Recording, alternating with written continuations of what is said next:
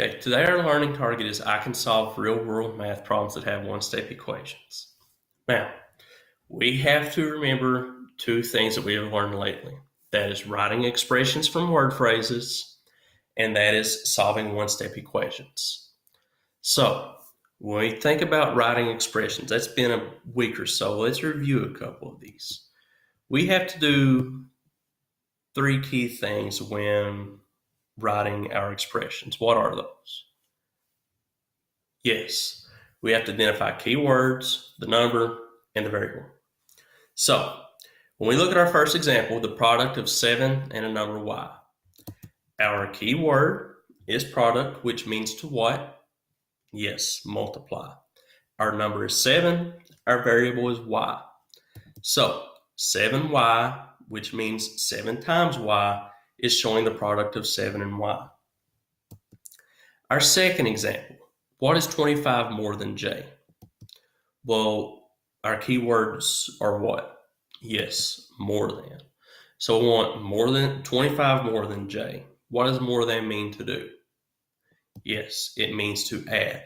So we have 25 plus j or j plus 25. Remember, we can switch things around with addition. Now, equations.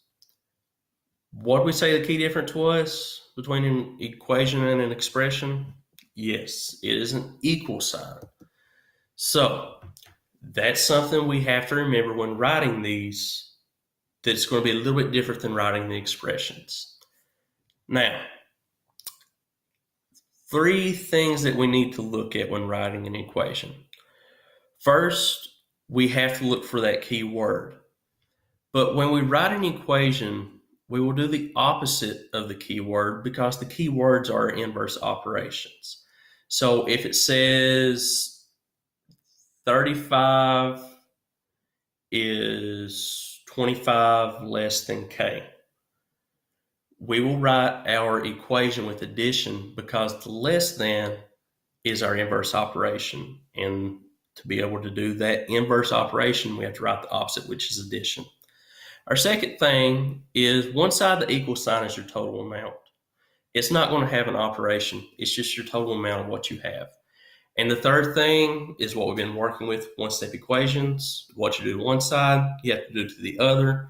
So we have to do the same operation on both sides. We can't add 7 here, subtract 7 there. If we look at an example of this to start out, it says Lisa is cooking muffins. The recipe calls for 7 cups of sugar. She has already put in 2 cups. How many more cups does she need to put in? So we want to break this down like we do with our expressions. Calls for 7. Calls for means this is what our total amount is going to be. So that 7 is going to sit on one side of the equal sign by itself. We have, she has already put in 2 cups. So there's our number, our second number. But it says, how many more cups does she need to put in? How many more means to what? Yes, it means to subtract. So we're writing our equation with addition. So we don't have our variable given, but we know we're going to have to add how many more cups she needs to the 2 to get 7. So to solve our one-step equation now, we will do the opposite of adding the 2, which is subtracting 2, and we get 5. We will then go back and do our check step, put 5 in the place of x, get 7 is equal to 5 plus 2, 7 equals 7. So this will check out and we have our correct answer. So Lisa needs 5 more cups to finish the recipe. Our second example, it says, how many packages of diapers can you buy with $40 if one package costs $8? How many packages? That's kind of like what? Yes, how many in each? Which means to what?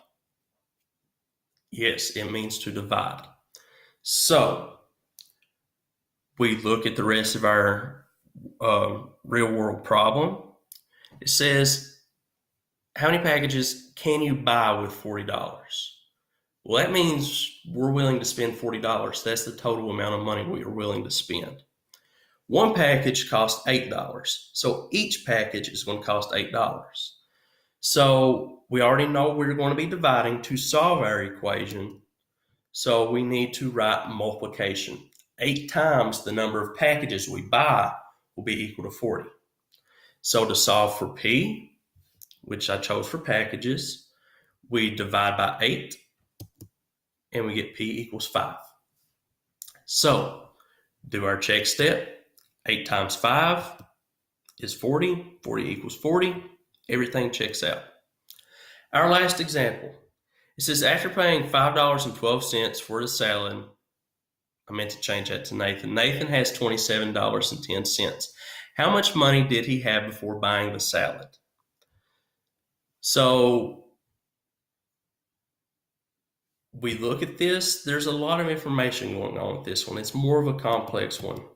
It says after paying $5.12, which is one of the numbers, Nathan has $27.10.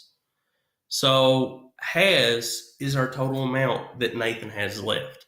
That's going to be on an equal sign by itself. How much money before? What is that telling us we're going to be doing?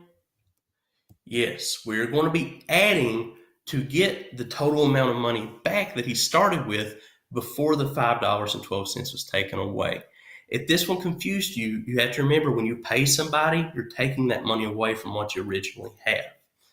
So now to solve our one-step equation, we will be doing the inverse of subtracting, which is adding the 512.